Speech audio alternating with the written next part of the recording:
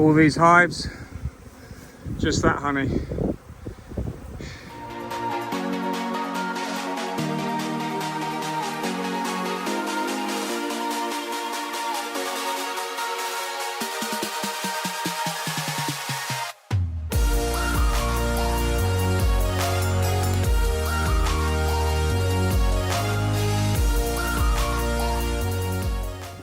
And more rain on the way, better get the hell out of here quick. So these are spare supers I've been putting on top while if I go down the road. I actually came here the other week to put extra supers on, so when I came to harvest it would work out fine. I've blown all the bees off. I've left some supers, there's a little bit of honey anyway, so I'll be good. There's about 4 that have swarmed badly, 1 with no bees in it, it's a complete dead out, but I'll bring that one there. I'm going to bring another nuke for that. That nuke that actually was the nuke I made from a queen that was about to swarm, that then swarmed, believe it or not, is actually re-queened. So that's a nuke I can use in that one underneath. So the harvest continues, but it's not a harvest in this apiary. This is chestnut land. It's very, very like foresty, and there's very few spring flowers near here. If it's hot, obviously there is a bit, but the weather's been so bad.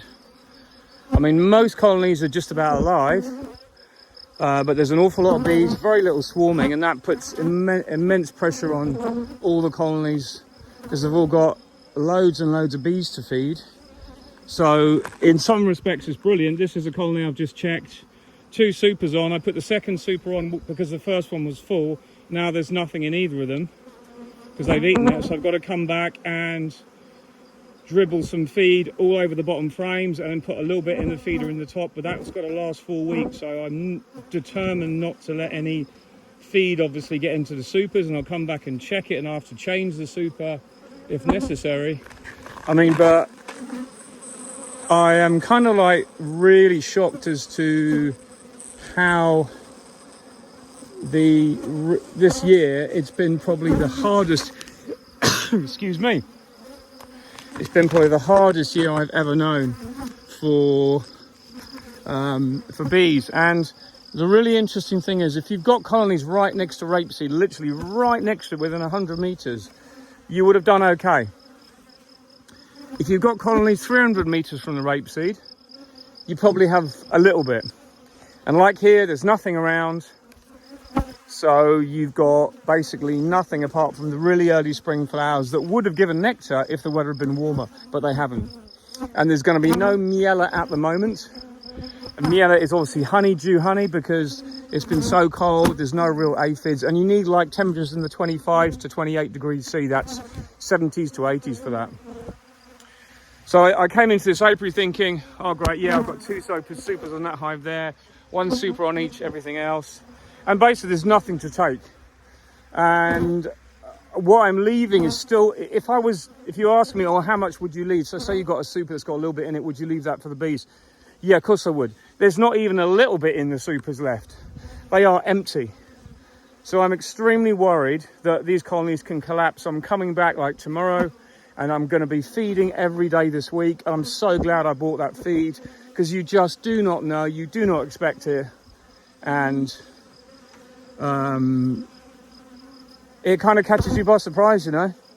As much as that feed cost me a fortune, I've still got it, and it's ready to go on the bees. So, and there's a lot of negative people out there going, oh, it's because you take too much from the bees all the time. It's not. What we're doing is we're not taking a spring harvest because there's really nothing to take. And even the brood boxes, in other words, the bottom section of the hive, so all the people that don't know, the bottom section of the colony is what we call the brood box. There's nothing in that. There's only 8 to 9 frames of bees and brood and very little nectar. Usually 9 and 10 are full and 1 and 2 are full of nectar. There's nothing in them. So it just shows you the surplus that the bees give sometimes is just not there this year. Other apiaries, I've got a little bit. I've got 30 supers at home to extract, which are very meager. There's probably maybe 100 kilos, 150 kilos of honey, which is still 150 kilos of honey. And obviously, the more I extract, the more it becomes valuable to do it. So I've done these 2 furthest apiaries furthest out. The other one I did was the one on the slope, which I call it. That was this morning. and that was okay. I think I got 10 supers of some honey out of like 16 hives, so a little bit. These 2 colonies swarmed and then collapsed, so they're totally empty. Then they've been robbed out, so that's 2. There's nothing in the supers, and any bees that didn't make anything basically are just collapsing. So this is what we've got to come and identify. And in the real world, you might say, well, what's the point of supporting colonies that aren't giving honey? I totally agree, but in a good year, of course they would give honey in most years, and a nuke or 2 splits. So this year I'm completely rethinking my strategy for the rest of the year, so I'm not going to make probably any splits this spring. And when I come to cage my queens in the summer, which I'm pretty sure I'll be able to do, because we've got rain, we've had rain, and that's the thing. And if I can do that and still cage my queens and make splits, then I've got enough colonies to make a huge amount of splits, but good splits. So I'm kind of getting out of the work of the spring, but it's kind of harder because I've got to go around feeding an awful lot, but I don't want to feed a lot. But when I say a lot, I mean I'm going to have to feed very lightly just to keep these bees going for the next 2 to 3 weeks so they don't collapse on me. Because obviously every colony that collapses is heartbreaking on 2 accounts. Firstly, because you've got it through the winter. Secondly, because you've lost a split. And thirdly, because you've lost the honey crop. You know, and they're perfectly wonderful colonies with big colonies. It's just a question of getting the syrup here, which is fine because I've got the logistics to do it. It just has to be done. So I am right in the forest here. So as I said, if you had colonies that were in an area that was full of arable crops, you probably had you probably got some nectar in your colonies, whether it's rapeseed or something else. I don't know what it is like where you are, but for me here, we're right in the dearth zone right from the start, unless it's been really good. And now the alarm bells are really like ka-ching, ka-ching. Get that feed out, get in here and do some work. After you've got the honey off, get straight back here.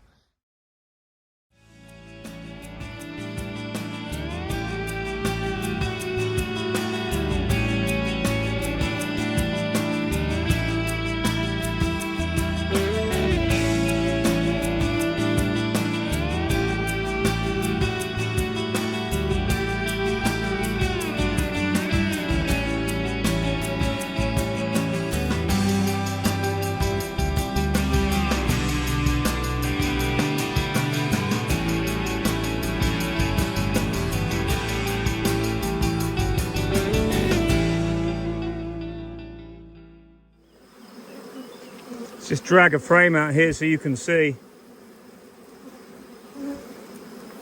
There's nothing wrong with the frames. The queens are still laying in most cases. What you can see is no nectar in the top. Plenty of eggs, but I don't know how long this colony would go on until they start cannibalizing the brood, because this is like wafer light thin. Okay, so you can have that in a lot of good colonies that I would call good colonies, because that's what buckfasts do. They do very little storage and loads of brood production between, you know, number 3 and number 7 or 6, that kind of thing. But then in the outside, you'd expect 2 frames of honey. So this is the honey frame, nothing in it. This is the honey frame. That's a bit drony, but nothing in it. Other side.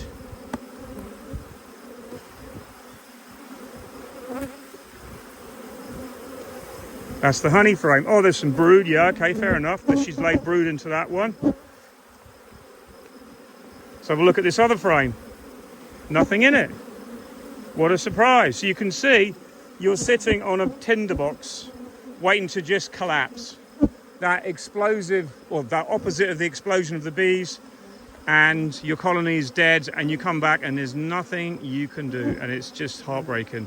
So it's all go now to get feed on these and keep them alive till the flow starts. The whole thing about beekeeping is you've got to be able to just change and deviate from the path if you need to, because the path is to harvest the honey, come back, check all the colonies are queen right. And the miraculous thing is, most of them are. Even the ones that are swarmed have got new queens in, which is great, but I can't understand why in a year where there's hardly any nectar.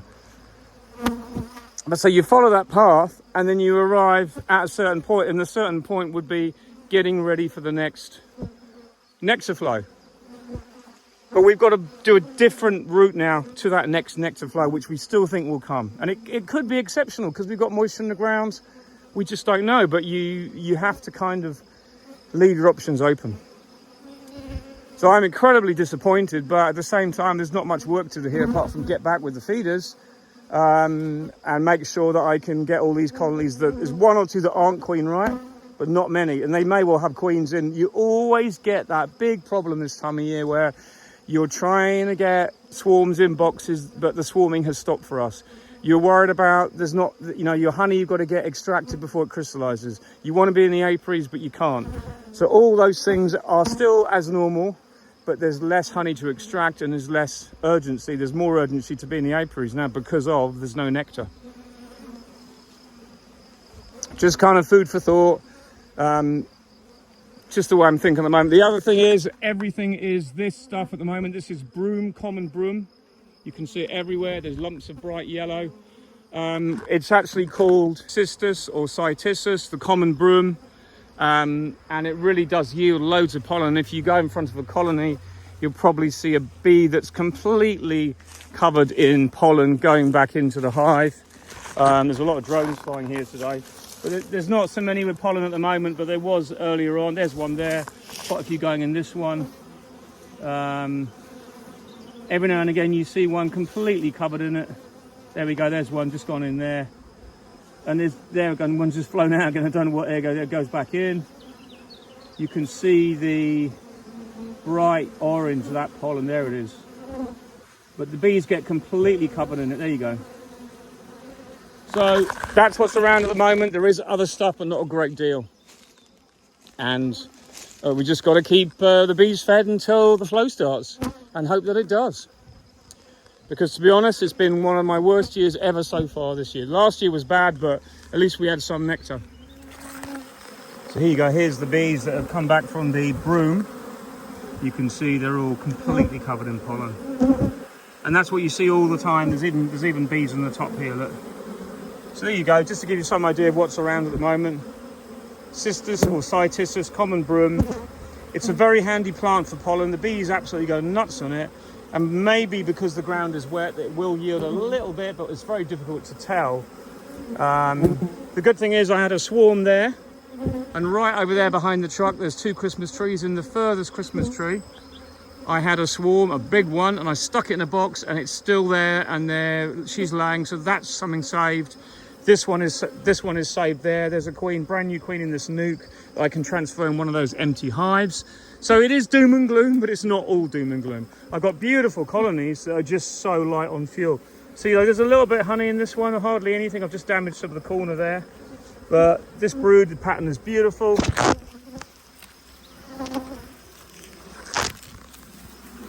I mean, look at that, this queen is amazing. And the pollen there from those bees is absolutely stunning. Everywhere is full of it. So it's good news and bad news, but there's more bad news than good news. This is what we call beekeeping personified. That's the super I've just put to one side and it slipped over, but it's all fine. That will go back on top. You can see the number of bees in these colonies.